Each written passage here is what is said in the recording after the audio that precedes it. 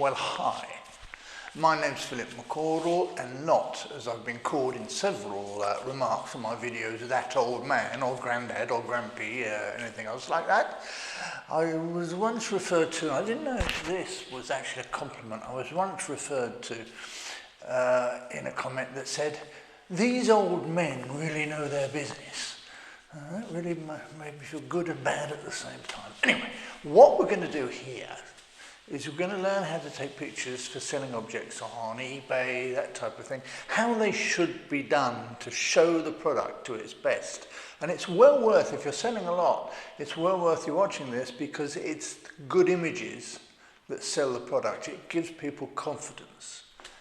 Let's get on and see what I mean. Well, let's have a look at the product we're going to be shooting.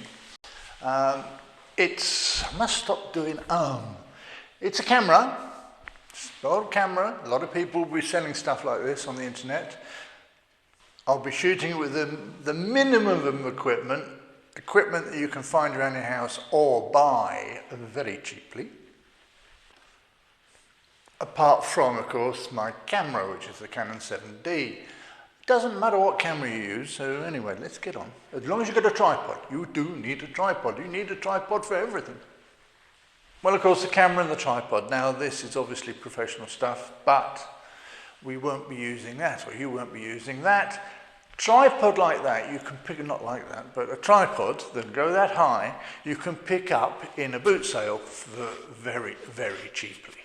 So no excuse not to have one, and it's so much easier to work with your camera static.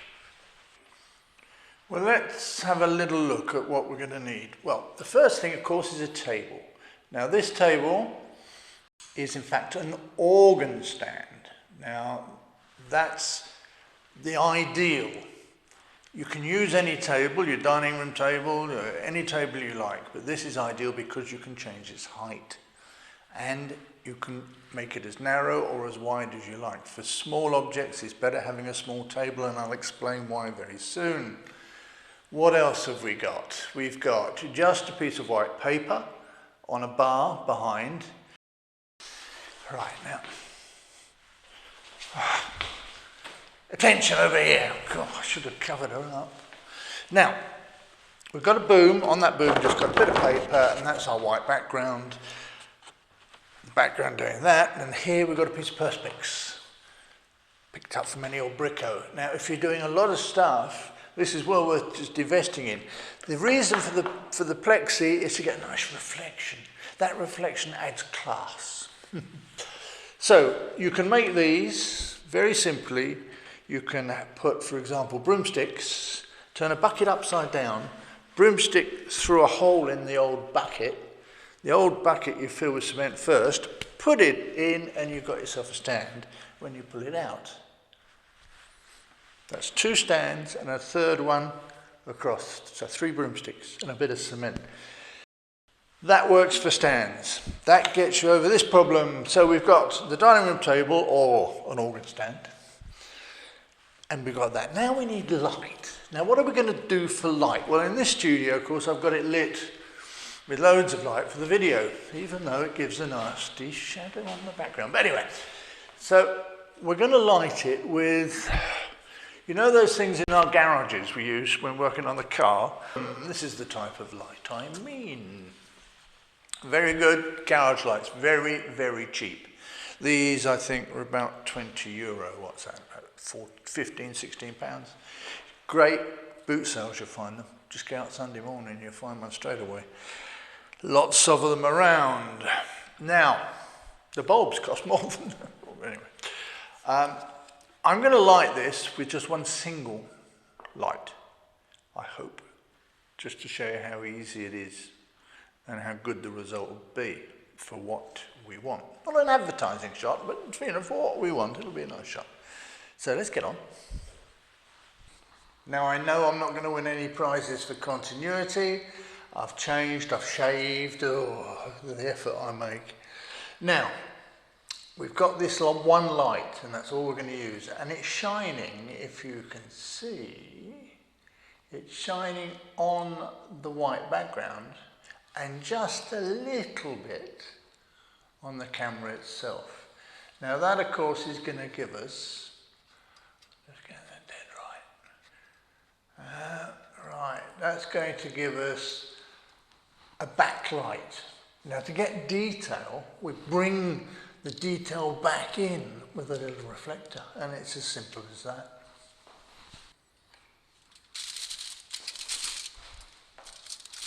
So that's the situation now. We've got a nice shadow up here, which I think makes it look much nicer than an image that's all been cut out onto white.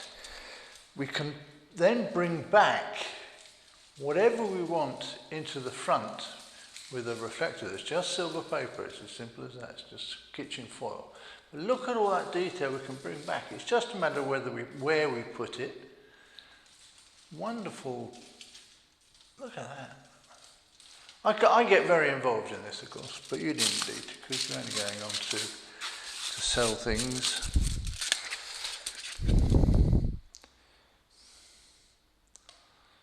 Now, look, see, with a mirror, wow.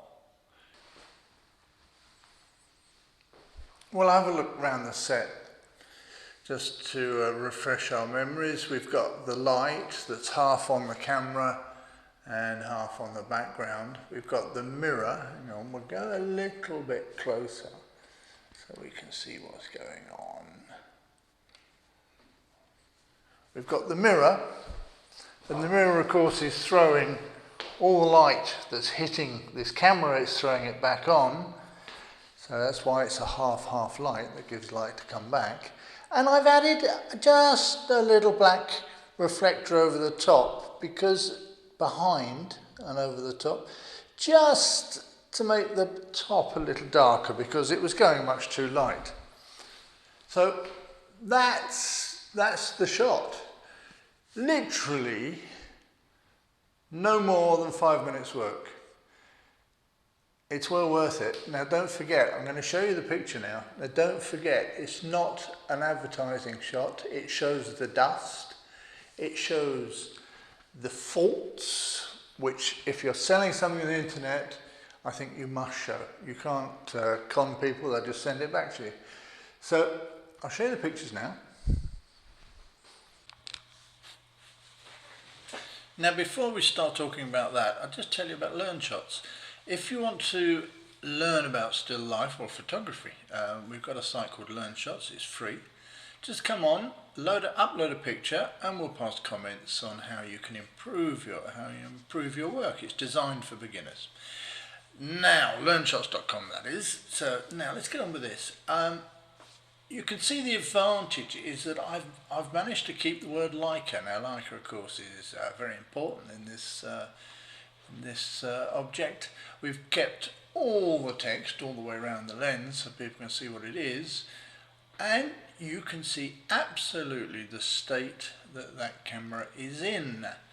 Now I haven't taken out much dust, I've just quickly whipped it over with a brush before I shot, and that's it. And I think that is a very fair shot to show someone who's thinking about buying your product. I can't see that they would ever, well, you'd obviously do a photograph of the back and with the lens out, etc, etc. So that I think is the best way of doing it. It's of course a beginner's lesson, so it's not deeply into still life. Well, I hope you enjoyed that, and as I say, come and see us on LearnShots, and talk to you soon.